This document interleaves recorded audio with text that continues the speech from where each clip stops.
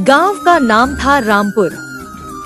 चारों ओर हरियाली, खेतों में लहराती फसलें, मिट्टी की महक और लोगों के चेहरों पर सादगी का रंग। इसी गांव में रहता था रघुवीर, एक सीधा सादा किसान। उम्र होगी करीब 26 साल, पर चेहरे पर जिम्मेदारी और मेहनत की गहरी लकीरें थी।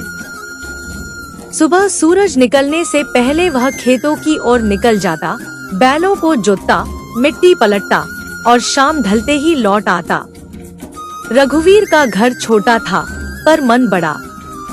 माँ पिता गुजर चुके थे, बस एक छोटी बहन थी, गौरी। दोनों का संसार एक दूसरे से ही चलता था। गांव में सब उसे इज्जत से रघु कहकर बुलाते। रघु मेहनती तो था ही, पर दिल से बहुत कोमल था। किसी को दुख में नहीं देख सकता था। पहली मुलाकात। रामपुर से कुछ दूरी पर था नवलपुर, जहां हर सोमवार हाट बाजार लगता था। रघु अक्सर अपनी फसल वहां बेचने जाता था। एक दिन वही उसकी नजर एक लड़की पर पड़ी, सावित्री। सावित्री गांव के प्रधान की बेटी थी। गोरी, सादगी भरी, आंखों में गहराई और चेहरे पर मुस्कान, जैसे गांव की मिट्टी से खिली कोई कली। रघु ने पहली बार किसी लड़की को इस तरह देखा था। सावित्री अपने पिता के साथ सब्जी खरीद रही थी।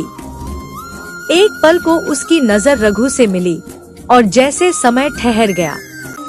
दोनों ने कुछ नहीं कहा, पर उस एक नजर में एक कहानी शुरू हो गई। धीरे धीरे बढ़ता स्नेह। दिन बीतते गए। हर सोमवार रघु बाजार जाने लगा, अब सिर्फ फसल बेचने के लिए नहीं, बल्कि उस एक झलक के लिए। सावित्री भी शायद समझने लगी थी। वह भी अपने पिता के साथ उसी वक्त आती, कभी सब्जी वाले ठेले के पास, कभी गुड़ की दुकान के सामने, बस नजरें मिल जाती। एक दिन सावित्री ने साहस जुटाकर धीरे से कहा, आप हर बार यहाँ आते हैं? रघु मुस्कुराया, हाँ, अब तो आने की आदत सी हो गई है। दोनों हंस पड़े और उस हंसी में प्रेम का बीज अंकुरित हो गया। छिपा हुआ रिश्ता। गांव छोटा था, बातें जल्दी फैलती थी। रघु और सावित्री का मिलना अब छिपा नहीं रह सकता था, इसलिए दोनों ने ठान लिया कि सिर्फ चिट्ठियों के जरिए बात करेंगे। रघु खेत की मेंढ पर एक पुराने नीम के पेड़ के नीचे चिट्ठी रख देता और सावित्री वहां आकर उसे उठा लेती। कभी किसी कविता की तरह प्रेम झलकता, कभी किसी प्रार्थना की तरह। एक दिन सावित्री ने लिखा, रघु, अगर जीवन ने साथ न दिया तो भी तुमसे मिलने की यादें ही मेरे लिए जीवन होंगी। रघु ने उत्तर दिया, सावित्री, खेतों की मिट्टी में जो खुशबू है, वही तुम्हारी यादों की तरह मेरे दिल में बसती है। कठिनाई का दौर। लेकिन किस्मत को शायद यह रिश्ता मंजूर नहीं था। सावित्री के पिता प्रधान हरिराम को जब इस प्रेम की भनक लगी, तो वे आग बबूला हो गए। एक गरीब किसान से मेरी बेटी का रिश्ता, ये कभी नहीं हो सकता, उन्होंने गर्जना की। सावित्री को घर में बंद कर दिया गया और रघु को धमकी दी गई, अगर दोबारा मेरी बेटी के पास गए तो गांव छोड़ना पड़ेगा। रघु टूटा, लेकिन झुका नहीं। वह रोज नीम के पेड़ के नीचे आता, पर अब वहाँ कोई चिट्ठी नहीं होती।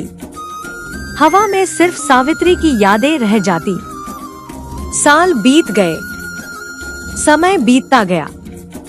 सावित्री की शादी शहर के एक बड़े व्यापारी के बेटे से कर दी गई। रघु ने खुद को पूरी तरह खेतों में झोंक दिया। उसने बहन गौरी की शादी कराई, खेत बढ़ाए और गांव में सम्मान पाया। पर दिल का एक कोना हमेशा खाली रहा, जैसे किसी ने वहां से धूप छीन ली हो। रातों में जब चांदनी खेतों पर बिखरती, रघु को सावित्री की हंसी सुनाई देती। वह नीम के पेड़ के नीचे बैठकर घंटों खोया रहता। कभी कभी हवा में धीरे से कहता, सावित्री, तुम खुश तो हो ना? भाग्य का खेल। करीब 15 साल बीत चुके थे। एक दिन गांव के बाहर से खबर आई कि पास के कस्बे में एक व्यापारी परिवार की गाड़ी का एक्सीडेंट हो गया है। रघु तुरंत मदद के लिए पहुंचा। वहां घायल महिला को देखकर उसका दिल थम गया। वह सावित्री थी। वह घायल थी पर जिंदा। उसके पति का देहांत हो चुका था और एक 12 साल की बेटी साथ थी। रघु ने बिना कुछ सोचे उन्हें अपने घर लाकर इलाज कराया। सावित्री को पहचानने में देर नहीं लगी, पर उसने कुछ नहीं कहा। सिर्फ उसकी आंखों में वो पुराना स्नेह झलक रहा था। नई सुबह, दिनों की देखभाल और अपनापन सावित्री को फिर से जिंदा करने लगा। एक दिन शाम को वह नीम के पेड़ के नीचे गई, वही पुराना पेड़ जहां से उनकी कहानी शुरू हुई थी। रघु भी वहां था।